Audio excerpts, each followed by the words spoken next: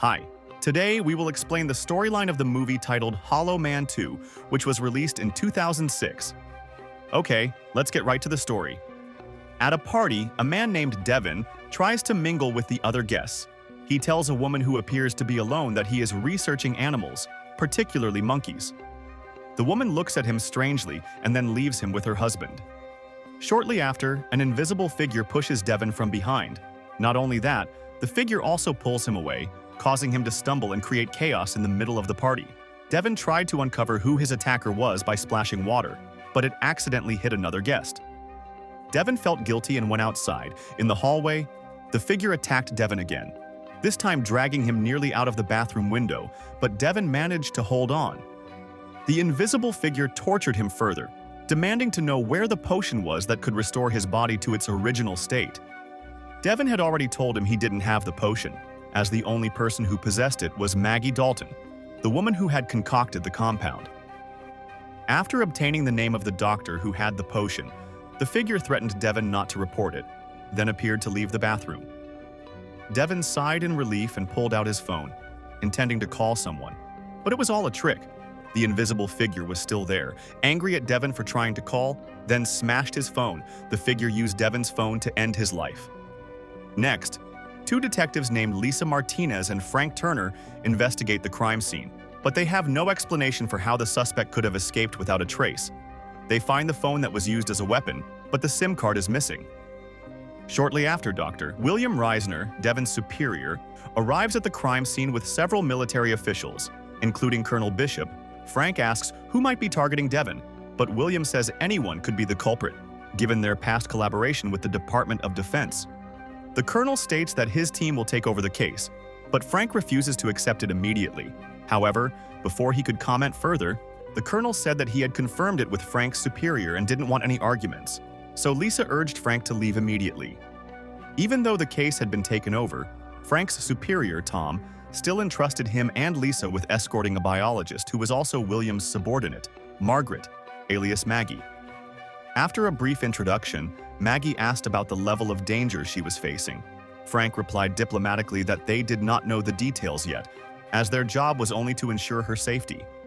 Frank then looked around to make sure Maggie's house was safe, and Maggie herself allowed them to make themselves comfortable in her house. Frank then divided the tasks with Lisa, where he would check the upper floor and Lisa would check the lower floor. Here, Lisa found a refrigerator containing capsules of compounds that Maggie had concocted. Meanwhile, Frank tried to make conversation by asking what project Maggie was working on with Devin, but Maggie seemed reluctant to reveal it, considering she was bound by a confidentiality agreement, even though she had not worked at Williams Institute for 6 months. After declaring the house safe, Frank and Lisa excuse themselves to keep watch outside. Frank leaves his business card and asks Maggie to contact him. Frank then explains some of his home security protocols. Lisa will keep watch on the porch. While Frank will monitor from inside the car, he advises Maggie not to lock the front door to make it easier for them to enter immediately if anything happens. That evening, Maggie's younger sister, Heather, arrived to remind her that she had forgotten their appointment. Heather seemed upset with her sister, but she only stopped by to give Maggie a bouquet of flowers. Shortly after, she left and told Lisa to take good care of her. As she was about to get on her motorcycle, Heather heard footsteps in the grass, but there was no one there.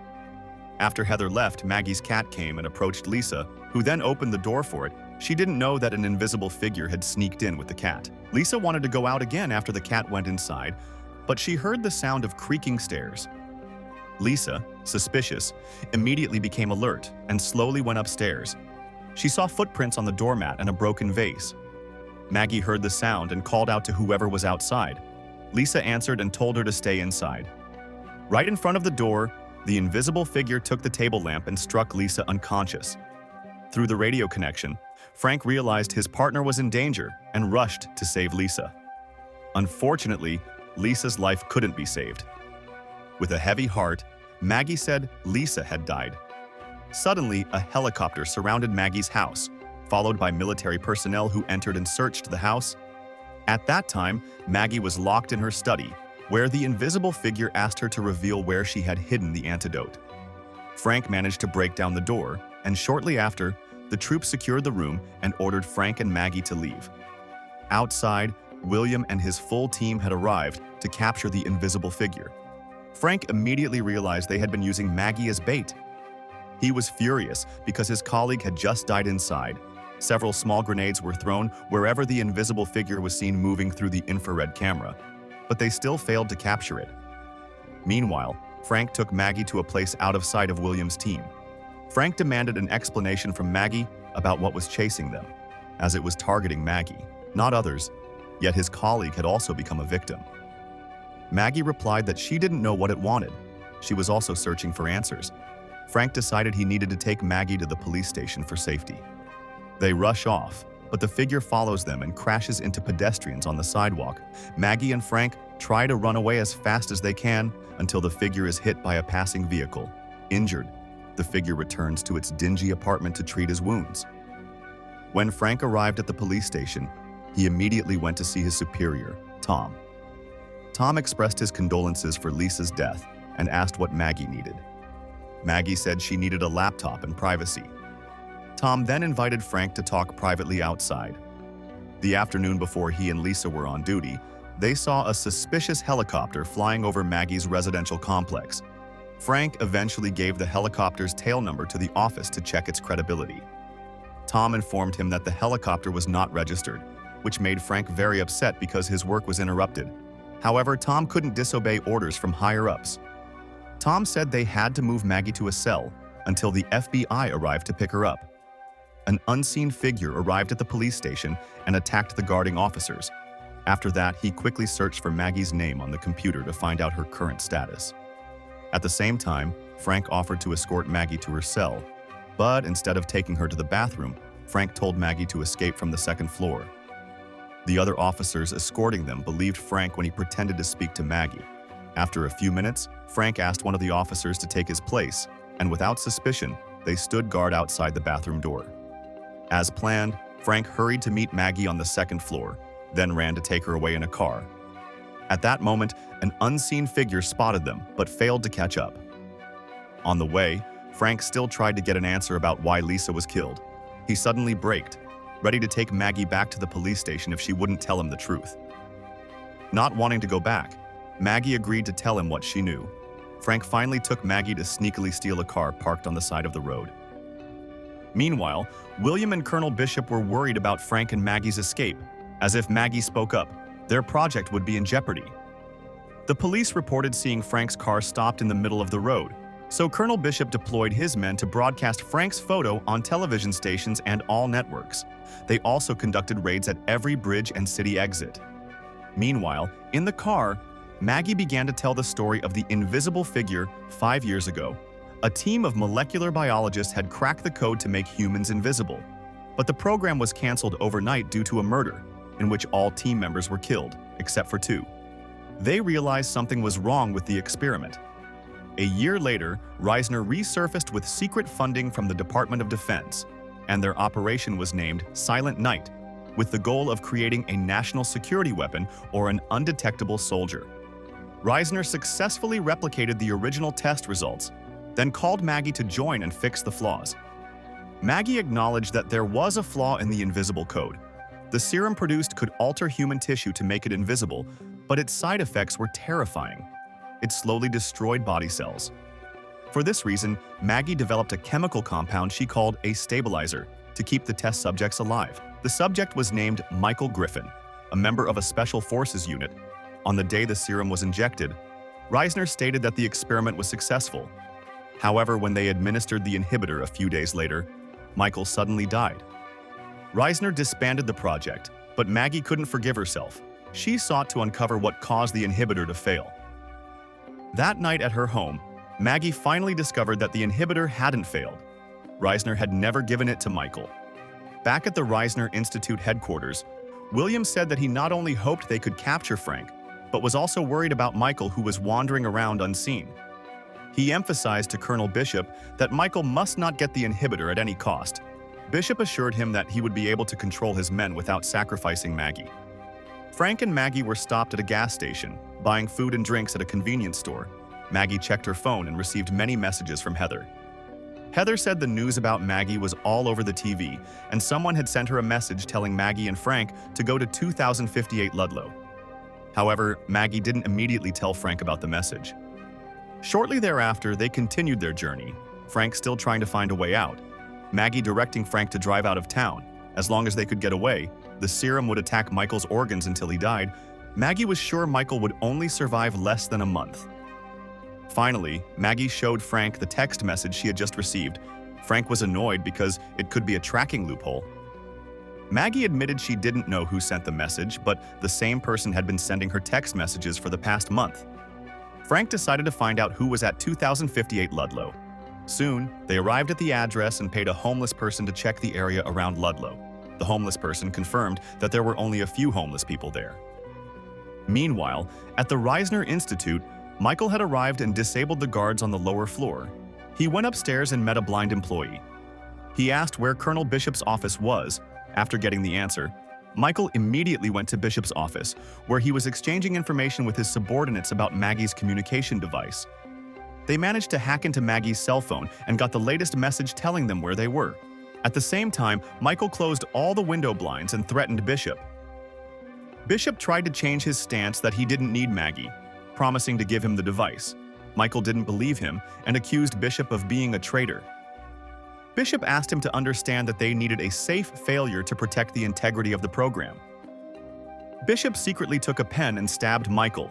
This enraged Michael, who swiftly looked for an opening to counterattack Bishop. In an instant, Bishop was dead.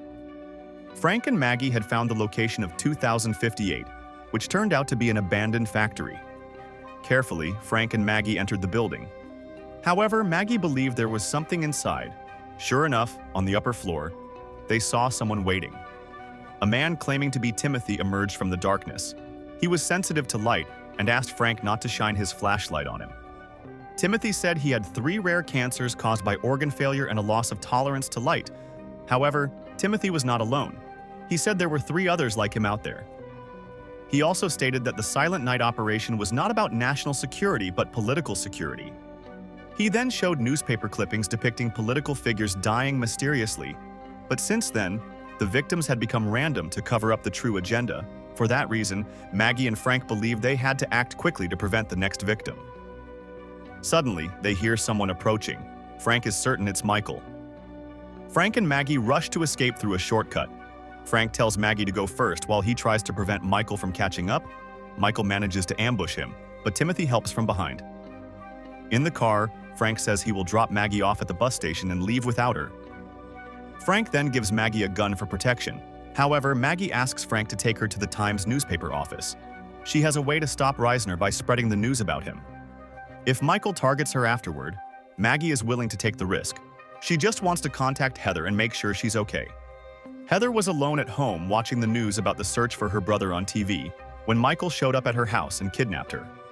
When Maggie called her early in the morning, Michael answered the phone and told Maggie to hurry to meet him alone at King County Terminal. Frank said he would accompany her and watch from a distance. Maggie arrived at the meeting place at 7 in the morning, but Michael had not shown up yet. Shortly after, a group of passengers entered the terminal. Michael slipped in among them, then pulled Maggie away. Michael took her to a clothing store and straight to the changing room. Michael, unable to stand the light, covered himself with a cloth, then told Maggie to take off her clothes. Meanwhile, Frank met Heather, who was waiting at the terminal. He persuaded Heather to tell him where Michael had taken Maggie. The police at the terminal recognized Frank as a fugitive, so they quickly sent a message via radio and called for backup. On the other hand, Maggie's fate was hanging in the balance. Michael forced her to inject an invisible serum into her body so that they could leave together and Maggie could feel the results of his work for herself. Fortunately, Frank arrives just in time and scares a little girl. When the girl screams loudly, Michael realizes Maggie isn't alone. He exits the changing room and collides with Frank, leaving the serum syringe behind. Maggie tries to run as fast as she can, but Michael catches her. Frank then looks for a way to evade the terminal security. He thought there was no other way but to become invisible, so he dared to inject the serum into his own body. Outside, William Reisner and his men arrived to surround Michael. But it wasn't Michael William saw, it was Frank. William thought it was Michael. He tried to negotiate, but when he realized it was Frank, he underestimated him and assumed Frank wouldn't dare shoot him. Tragically, William's life was taken when he was hit by a passing car. Meanwhile, Maggie and Michael are in the lab mixing the serum. Michael tells Maggie to inject half of it into her body first to prove it's safe. After seeing no reaction, Michael agrees to be injected, but he can't be trusted. After receiving the serum, Michael tries to choke her, and Maggie struggles to escape. In the midst of the chase, Frank arrives to stop Michael, striking him and throwing him out the window. However, Michael survives, and in the pouring rain, the two engage in a duel. Michael manages to knock Frank down, but the compound begins to take effect. Michael's body slowly reappeared, but it turned blue because Maggie had mixed rat poison into it. Here, Michael could no longer defend himself against Frank's attacks. Maggie also felt the effects of the compound injection and fainted, but Frank quickly saved her. After taking Maggie to the hospital, Frank's whereabouts were still unknown, but Maggie was certain he would come to find her.